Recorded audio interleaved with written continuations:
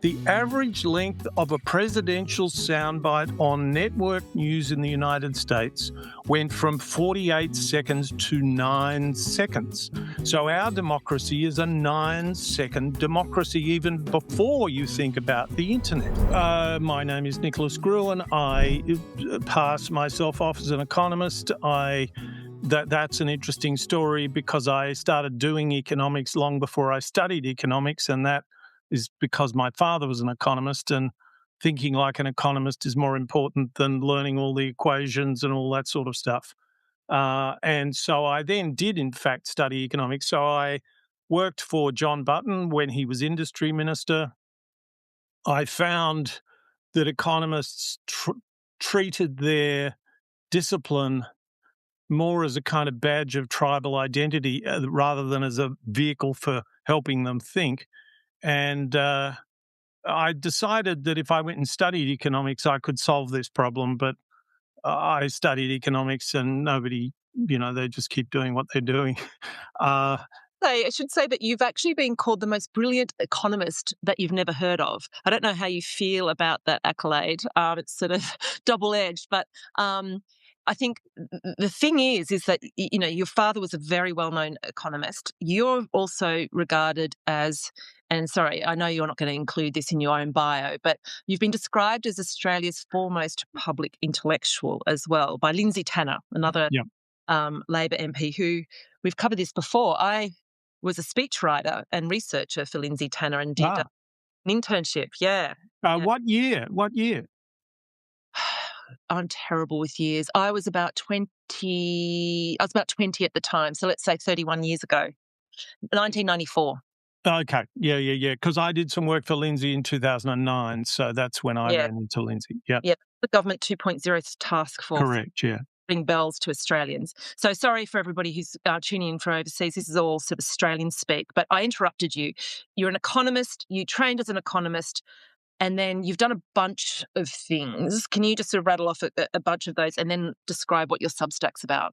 So I run a company called Lateral Economics. The idea, I use the word lateral advisedly. It tries to look at economics in perfectly orthodox ways, but in ways that spend more time looking for ways through problems that people might not have thought about. I've since, like some other economists, got myself fascinated with the larger question of political economy. Economics began in political economy with moral philosophers like Adam Smith in the 18th century, and that's kind of roughly where I'm back to. So I'm thinking about the philosophy of how we run our society, not just our economy. And my Substack is a digest of things that I've found that week. Often I will introduce things with an introduction and some reflections on the piece. It's often, I don't put up stuff that I think is boring or abstruse, but it's sort of bracing and quite it's stuff to get your teeth into. I suppose it isn't just the latest News event. What's that? It's not the latest news event. You don't. That's right. But I am preoccupied with what's going on in democratic Western politics, and how bad it's been getting, and why it's been getting as bad as that, and what we can do about it. That's really what occupies most of my day. Well, your Substack is extensive. It pretty much is the Substack of everything.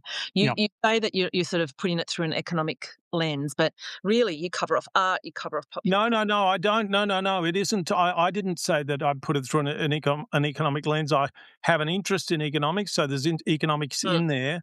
But no, I'm interested in my world and what's happening to it. You're interested in everything from what I can gather, because I've been following. Yeah. Have a look, check it out, because you won't find, there'll be things every week that you won't like, but hopefully there'll be things every week that you think, oh, I wouldn't have seen that otherwise. It's very playful as well.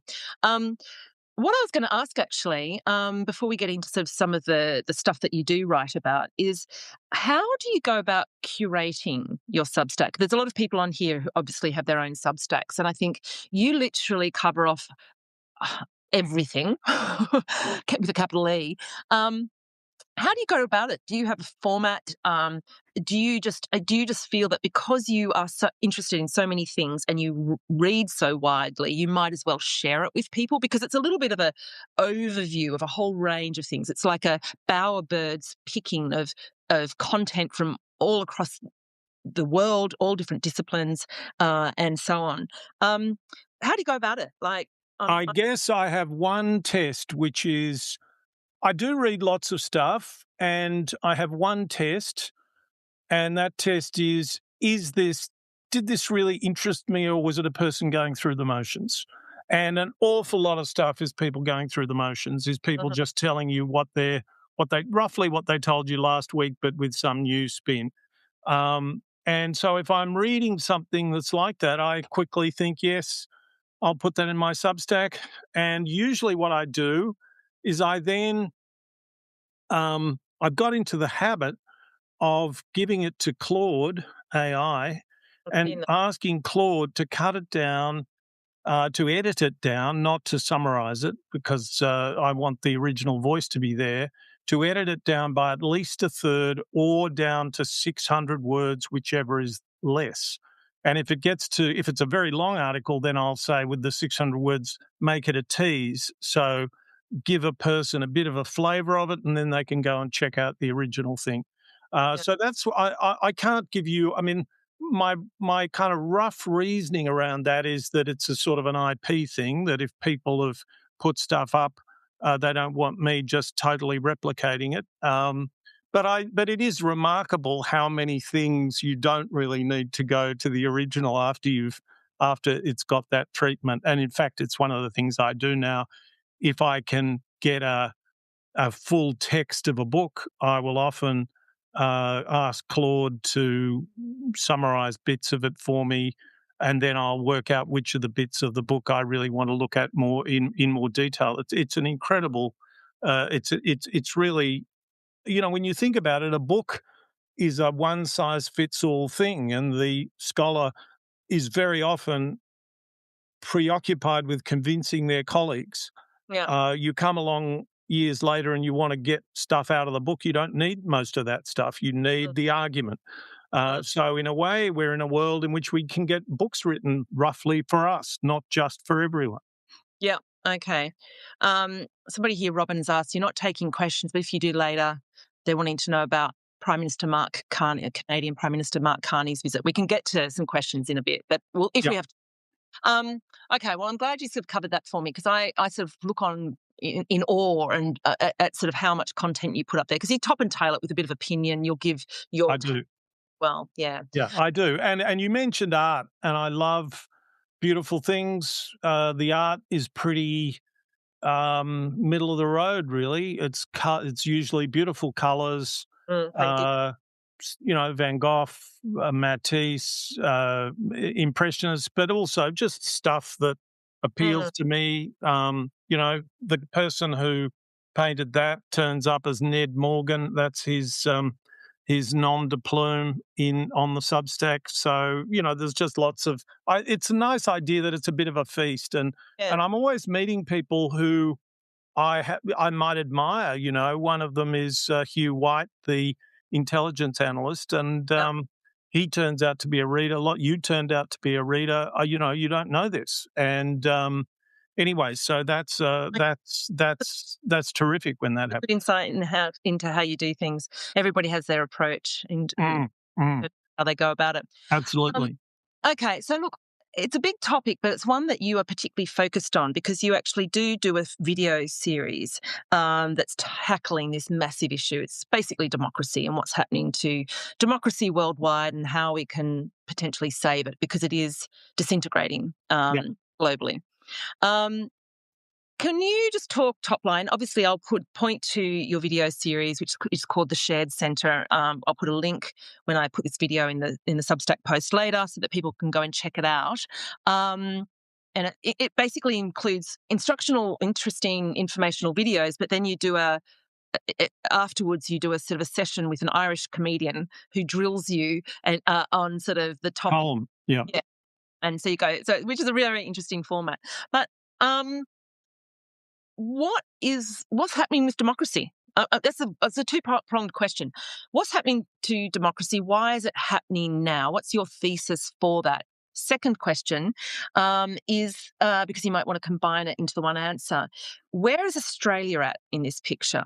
I think we're seeing what's happening in the US. We're seeing what's happening in other nations around the world. And I think in Australia we're kind of feeling, oh no, that won't happen here. My take is yes, yes, yes, it could. Tell me your take. So, how long do you have? Where do we start? Because I know go on about this. So I'm going to say give it between 5 and 8 minutes to give us an overview so we can. Good. Mhm. So I have an audacious thesis, and it's a very simple thesis, which is that, firstly, democracy is a three-legged stool. The three legs are direct democracy. In Athens, that was the assembly. In our democracy, it's the vote. Everyone gets a say. Then there are two ways to represent the people. One is we have elections and then we elect a representative. The winner of the election becomes our representative, whether we voted for them or not. And there's a third way. And the third way we're very familiar with because it happens in juries. And I call that representation by sampling. And my audacious argument, it's very convenient if I'm right because it means that it's so much easier to fix a lot of this than we might be thinking that it is. And the longer I've thought about this, and I've thought about it for a very long time, the more I see that the way in which our political system has doubled down on one way to represent the people by elections and not the other way to represent the people has produced a system of pathologies, really the ones that we see. Mhm. So why is it that government has become government by culture war now? Because elections are competitive, because elections are fed through the media, because and people blame social media, and social media has something to social media can put up its hand and claim some responsibility. But between 1968 and 1988, before the internet Mhm. turned up, the average length of a presidential soundbite on network news in the United States went from 48 seconds to 9 seconds. So our democracy is a 9-second democracy, even before you think about the internet. And it's a competitive democracy. So if those are your constraints, how are you going to sell Mm. your wares? Well, you'll put on a culture war. You'll work Yep. out ways to present your people who think differently as insane, Yeah. evil, and so on and so on. And so as I say, the more I think about this, the more I think we're like fighting our way out of Plato's cave, and it's a cave of our own making. It's not a physical cave, but just think of this, Sarah. Where did the words left wing and right wing come from? From the French Revolution, where Mhm. people met in a representative chamber, and that chamber was elected, and they had to run a competition, and so they arranged themselves into competitive groups. And it turns out that if the logic of representation by sampling, which is what happens in a jury, just Mm. couldn't be more different. It's not perfect, Mm. but it couldn't be more different. It's essentially unitary. Here we all are, and we're thinking, oh, is the accused guilty or innocent? We've So is got a problem to solve. Let's talk. So is this something more like a citizens' assembly kind of setup? Is that sort of what you're talking about? How would this look if we were to integrate this kind of more jury Yeah. related version of democracy? And by the way, just on that point about sort of the left and the right and the 9 second sort of ability opening for getting a case across, that is the problem as well, because what I'm seeing is that hate is it Quick. is very easily packaged into a binary format, whereas more progressive, compassionate thinking requires nuance, and it doesn't fit into that binary kind of format. So that 9-second kind of realm, it's kind of a self-fulfilling prophecy.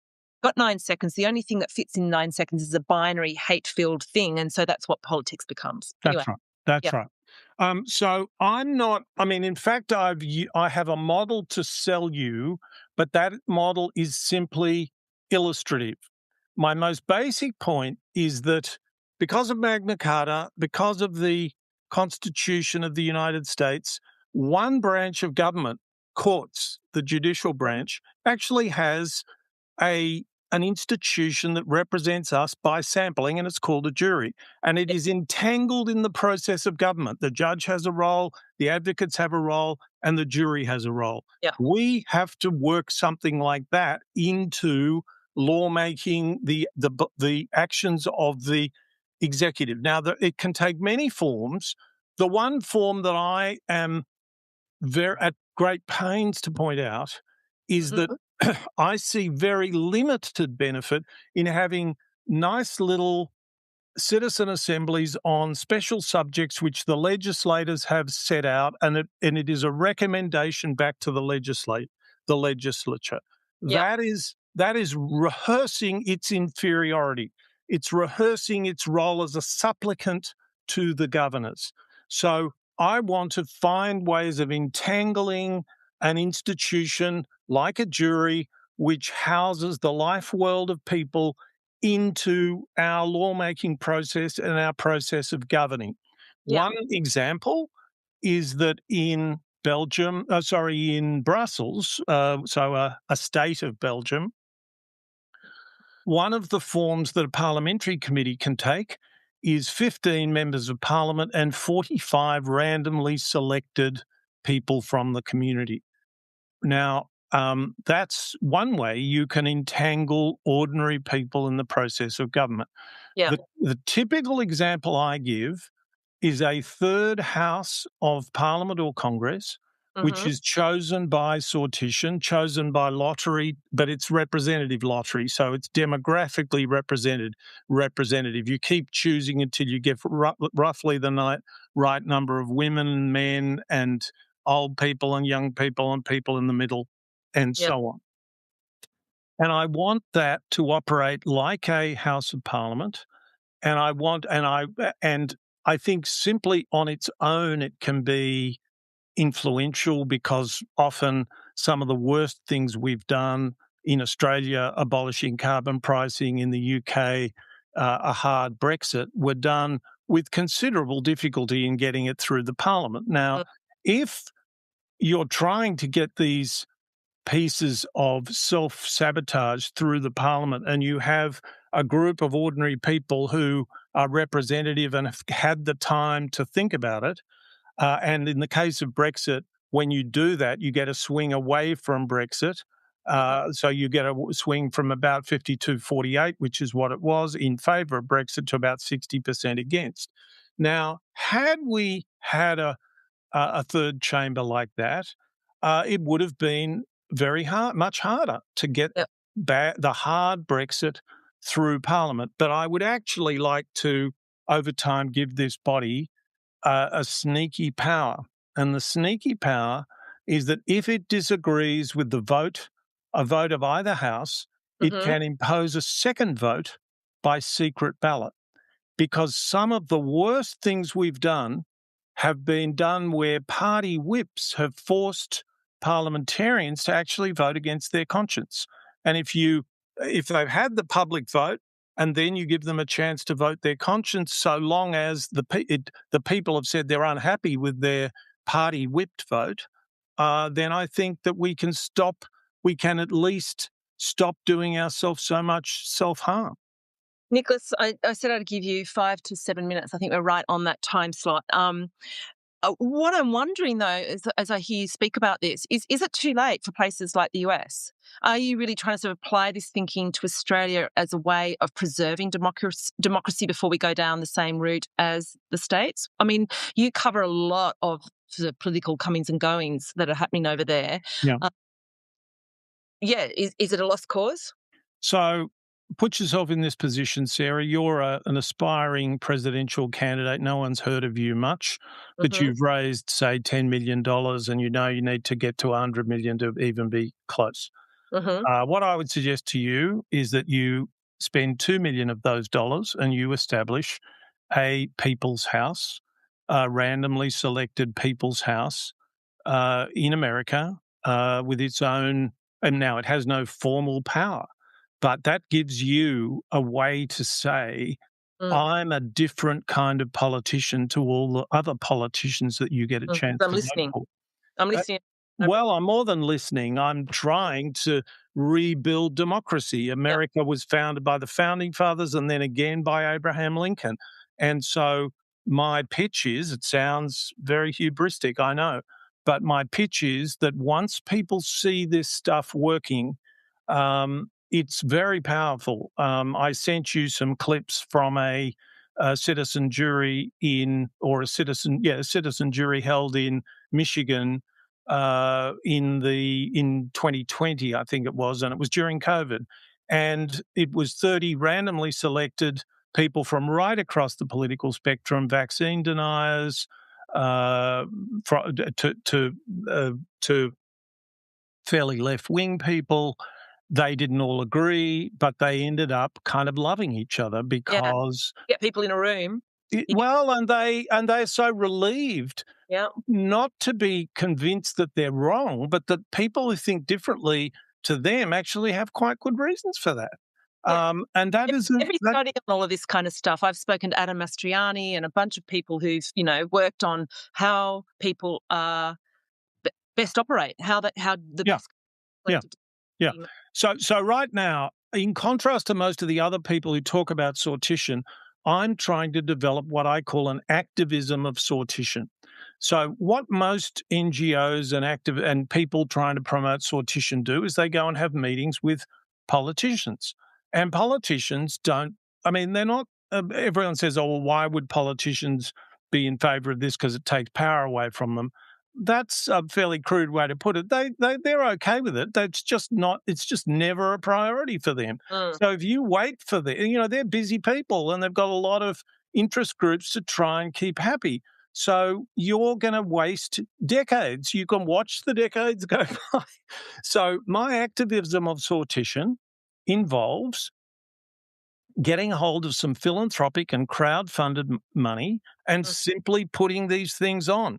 And so long as people are Things, do you mean like these sort of collective citizen assembly type setups? Is that absolutely. So long as you, as a spectator, know that this citizen jury was set up and the co-chairs were, say, Barack Obama and Liz Cheney, or something like that, or two people from right and left of the spectrum, and they're going to sing out if there's something dodgy going on. Their job is to ensure that this has basic integrity in the way that these people are chosen. And I think that can have a big impact because But is it when, yeah, feel so, like America? Say if you were able to wave your, I mean, and let's just branch out a little bit from here because I do invite. By the way, everyone, if anyone's joined late to this conversation, I'm Sarah Wilson, hosting Nicholas Gruen, Australia's foremost public intellectual, according to Lindsay Tanner, and that has been quoted around the place. We'll go with that. And also, what is it? The most brilliant economist that you've never heard of. So, that's right. but yes, But you're now you have. Now yeah, you have. exactly. And we're talking through sort of some of the themes of his video series that looks into an alternative way of looking at democracy in order to essentially save it. But do you think America's going to go have 2028 elections? Is that still on the cards, do you think? Or I should probably say, what do you think the chances are that they won't? Well, I'm not a great believer in too much fortune telling. I think the chances of them having elections are very high. The chances of them, but it's entirely possible that various things are done to suppress the vote and things like that. That's Mm. quite obvious that that's what And people are trying to do. that's what Um, either way. well, let me give you an example. On the second time that Donald Trump was impeached, you Mhm. remember what the vote was in the Senate? No. 57 votes out of 100 Mm. to convict. They needed 66 votes, I Yeah. think. 2/3 vote. So imagine if, in addition to Mitt Romney, I won't be able to remember too many of the others' names, but about 6 other Republicans said, we've had enough of this. We do not want a career criminal as a president and an insurrectionist. Now, imagine if at the same time you have a citizen citizen assembly of 100 randomly selected um, uh, citizens in the United States, and therefore 40% of them, at least 40 to 50% of them, were Trump voters. And as they learn about what's happened, they start thinking, hang on, this is not right. We shouldn't be backing this. There will be, so this type of communication where you're with people who disagree with you, but they're like you, they're not going to hector you and humiliate you and so on, this changes minds. To give you a very concrete example, when 500 people were randomly selected for a citizen jury type event in 2019, of the Republicans, 80% of them went into that deliberation believing that undocumented or illegal migrants should be deported from the US. Coming out of it, 40% had that view. So people learn and they say, hang on a minute, I'm being sold something that isn't worthy of me. I don't even mean that morally, just intellectually, but you can take it any way you like. So imagine if a perfectly... You're imagining this on the basis of what was happening several years ago. Congress and the Senate now is stacked, right, with cronies, yes men. So it's not the same makeup. You don't have the same. I mean, they're all falling over themselves to appease Trump, and as well as JD Vance and the various tech bros that hold them all vertical. So it's a very different environment. So if we're talking about the current scenario in the US, what do you think the prognosis is? I mean, I love the idea of what you're talking about, and I think there's every good reason. In fact, what's happening in America makes it a very good reason for Australia to start. Well, we can get onto that. Yeah. Well, look, I'm much less into punditry and saying what will be the case because I don't know. I do think this is one of the best ideas anyone's had for trying to make a difference. I'm the one who had the idea, so I would say that, wouldn't I? But it's not lots of demonstrations. It's not one of those things that people's switch-off muscles are now incredibly powerfully geared for. They just ignore most campaigning because most campaigning is bullshit. It's manipulative. It's simply trying to get you to agree with them and humiliate you if you don't, and make you think that people who disagree with you are evil and foolish. And so I think it could. I mean, if you asked me, would it have changed the vote? My answer is yes, but not enough back then. And I think also you will find that there are plenty of people in the Republican Party who don't like this situation, but they're in it, and they're playing the game of politics, as everyone has to some extent. If you want to be a politician, you work your way up to a position of power. So there will be plenty of people in there who would rather do a good job, and that's all I can ever appeal to: enlightened self-interest. Yeah, I don't see a lot of it happening in the US at the moment. Well, it can't at the moment. No, but that point is it can't. And I'm just wondering if it's all too late. Now, okay, so we can switch lenses to what's happening in Australia. What the hell is happening in Australia? What has happened to leadership? I mean, we've got Albo, for those who are listening, that's our Prime Minister, Anthony Albanese, going on to sort of the equivalent of, can you call Carl Stefanovic Joe Rogan-esque? He's more like Tucker Carlson. No, he's Tucker Carlson light. He's Timo Tucker Carlson. Well, I think of Carl as just a tabloid, just a tabloid presenter. Tucker's has got a much bigger and scarier agenda than Carl. Carl's anyway, go on. Especially, I mean, I only became aware the other night that Tucker Carlson's son is the press sec for Marco Rubio. Did you know this? I didn't know. And so, you've got to wonder what his agenda is. Anyway, it depends on how close he is to his son, I suppose. But So our Prime Minister has suddenly started doing, Timu Tucker, thanks, Steve. He's basically doing right-wing media. So he went and did that Herald Sun sort of, pop quiz where he had to, attach a name to various names, and that's where he called Grace Tame, our previous Australian of the Year, a young woman, autistic woman who fought for recognition of sexual assault victims in Australia. He called her difficult, and has said some terrible things about the independent Senator David Pocock, so on and so forth. What is he doing? He was also the first leader in the world to come out and support US and Israel's, bombardment of Iran the other day. Yeah.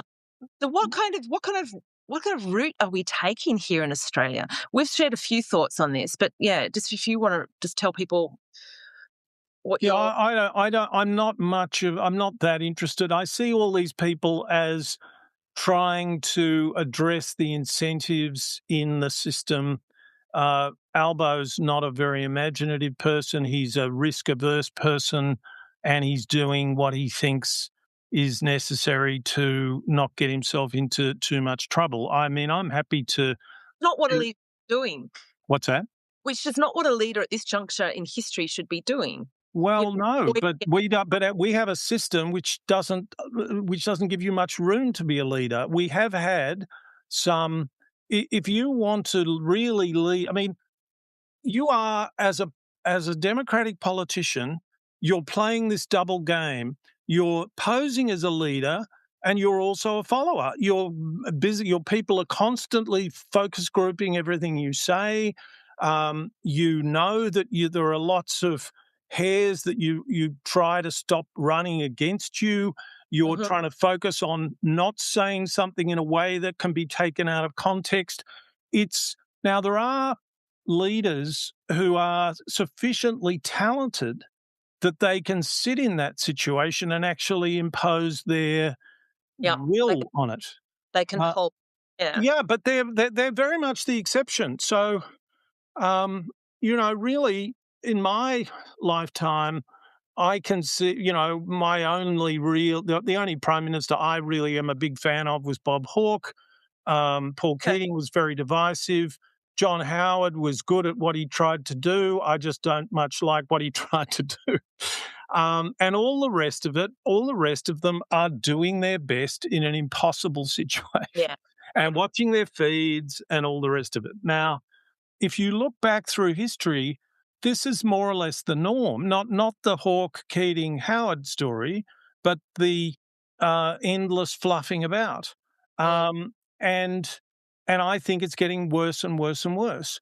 But that's electoral politics, because electoral politics But is isn't it also about the complexity of our entire civilization, the sheer size and number of interconnected systems is making things extremely difficult to manage at all levels. But leading a country is one of those systems, and we've got to a point where it's so unwieldy. And the systems are just not working as they did, a couple of hundred years ago. I take your point that there's other ways that democracy can operate that are, could have prevented that sort of narrowing down to the binary fight, where it is a fight rather than a discussion. Um, and I guess I'm just sort of looking at the current situation and going, well, where to from here? Is Australia in a position where it could take up a new concept of the way that democracy could work? Do we have the gumption? Do we have the leadership? Do we have the care factor to do it? Because I've come back to Australia and I really struggle with the way that, mm, I think you've used the word for unseriousness of the country, right? Like, she'll be right. There's mm, an absolute complacency, the lucky country. much comfort and too much economic prosperity for too long. And I've been very vocal on this. I feel very concerned for the country because the citizens are not vibrant and alive and concerned right at the juncture where we should be, because we've got a fork in the road moment ahead of us. We can either go the way that the US and increasingly the UK have gone, or we can save ourselves. But that's a little bit of a side chat there. Yeah, well, look, I'm I guess I feel that it's very, how do I put this? I can put it in, I can sort of put it in a glass half full or a glass half empty way. I don't think that we have a choice to go in the right direction, in the sense that if we go in the direction that you want to go in and I don't have a problem, I think I'm probably ideologically sympathetic, it will still be done in slogans. It will still be done The in, system can't support anything else, is what you're saying. The current system can't support anything else. well, no, it can't. So let's say you want, let's say I'm going to give you you, a real life example here. My friend Emma McDonald has just joined the chat. She is a multi Walkley hello, Award Emma. journalist. Yeah, Yep. she worked at the Press Gallery. She runs Women in Media in Canberra, and she hosts. She just hosted an event at the National Press Club, and we often talk about, well, if we ran the world, right, the two Mm, of mm. we. Um, do you think there would be scope for somebody to come out of left field, having an advisory body that would include your good self? Is there a different way that politics could still operate in Australia? And we'll have to keep it a little bit short because unfortunately I have to go, and I also want to ask one last question. But do you feel that there is a vision? Do you have a vision? Does your vision incorporate something really different, where we can actually escape that binary kind of dialogue that politics is Yeah, trapped in? yeah, I think I do. And it is to use this other way to represent the people. And who knows where that can take us? Who knows how well it will govern? I know that it will contribute in a way that calms down the hysterical nature of electoral politics. Mhm. I know that much. But yes, I think I basically think that sort of that sort of government, that sort of representation of the people is hugely less toxic. And so, if you do have a vision that you want to pursue, it doesn't force you to chop it into 9-second sound bites. But that's all that we do in Yeah. this. You join a side. You join a side, and that side then becomes good. That side then becomes good. And that doesn't help. I don't think that is any way to surface and work on problems. No. So really what we would need to do to really change politics is to actually interact with people and other leaders, other political peers in a particular way where it's not binary, Mm. and have this sort of citizen assembly type group of members who advise us, are engaged with us, are coming along on the ride, and we essentially create this new way of doing politics that looks. I use this phrase a lot from my ex cosmopolitan days editing women's magazines. You've got to make the new status quo look sexier than the current status quo. So you basically do things in a new way and basically create an image of politics that everybody else wants to eventually do because it's what everybody wants. Is that sort of how you'd shift politics? No, I wouldn't do that, because Huh. that is straight out of the playbook that we've got, which is that we're playing to make people cool. I don't want to make people cool. I want to respect cool people and non-cool people, and I Yep. want to treat them all equally. And I want to say this is not entertainment. Some of it's quite boring, and we all have to arrive at ways to govern ourselves. Because how do we transition from what we're currently in to this new concept? Because somebody, some leader has got to make that concept operate. Or is it through emergence? But it's not neither. You just do it. You start doing it. Okay. So we But can emergence. fund it. We can fund it ourselves. We can get a philanthropist with just a little bit of the courage of their imagination can Yeah. fund it. We can We run it. we Sorry? can do when we've got the current laws and the legislation all set up for the current system. How do we make that transition? How do we get, because obviously Emma and I aren't going to run the whole bloody show with our little collective of citizens.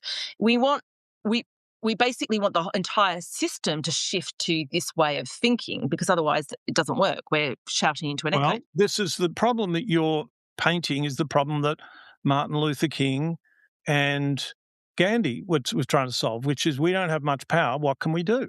And Yeah. you start behaving in a way, you start um, not conceding the full legitimacy of the situation that you're in. You start Hmm. asserting a different legitimacy Yeah. from a position of powerlessness, and you build.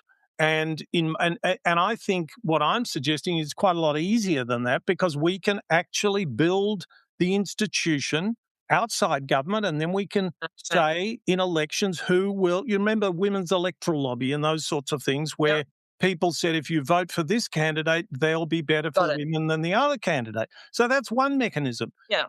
But simply at the moment, people are rather suspicious of democracy itself, because they think, thank God we've got better educated people in Parliament and all that sort of stuff.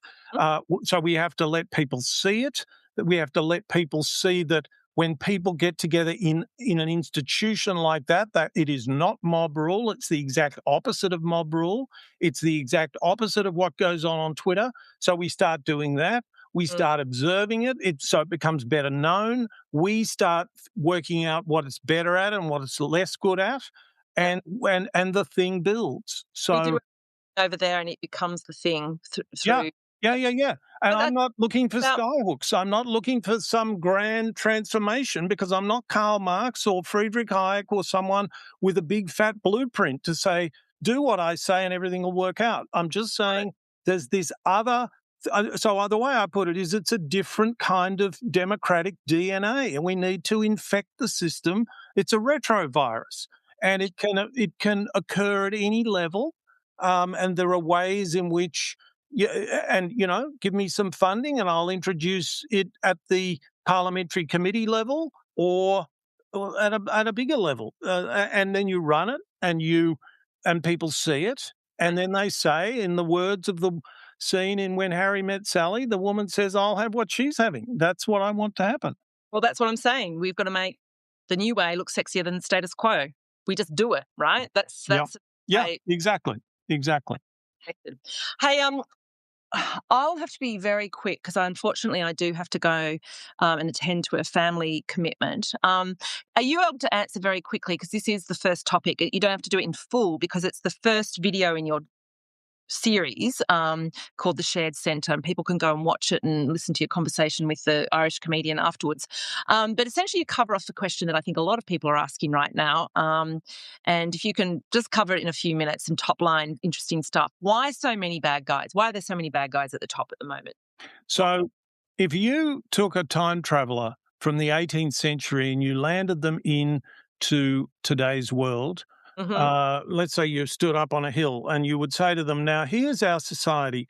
If you want as much money as you can possibly get, if you want that kind of power, you go over there. That's the market. And if you want as much power as you can possibly get, you go over there, and that's called the parliament, or that's called the political system. So we have open competition for both things. And in the someone from the 18th century would have simply been horrified by that, because because they were thinking, for instance, of the most important person in government is a prime minister in Britain, and a prime minister is a person, sadly, mostly back in those days, always a man, but they are a person who is it's called the first among equals of a caucus of people who are not just, they are thinking, can this person win elections for me? But they are also thinking, will this person be a good and statesman-like leader of our country? And through this process of filtering upwards, people of substance are chosen. As leaders. The American Electoral College, which of course is very unpopular today for good reason, because it was colonized almost immediately by political parties. But the whole point of the Electoral College was to prevent the situation that we have today, which is that if you're the most ambitious person in America, you try to become the president. The Electoral College was precisely to stop that, and to say, let's get a few hundred people, thoughtful people together, and they will confer, and they will choose a leader who will represent us all, a leader who is a statesman, a leader like George Washington. It was a lot smaller. Sorry? The Electoral College system did that effectively when the country was a lot smaller. No, it didn't do it effectively after almost the first. No, because the founding fathers set up the Constitution as political parties were forming, and political parties simply took it over.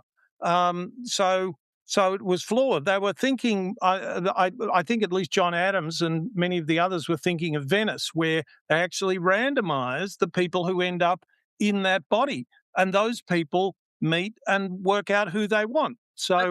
Anyway, so why do the worst people get to the top? Because we have set it up so that it's simply a competition, an open competition for power and money. And there are more things in life than that. And we've never had a society that has been so naked about simply saying we're going to hold a competition and the winner of the competition gets all the power. But that's the situation that we're now in.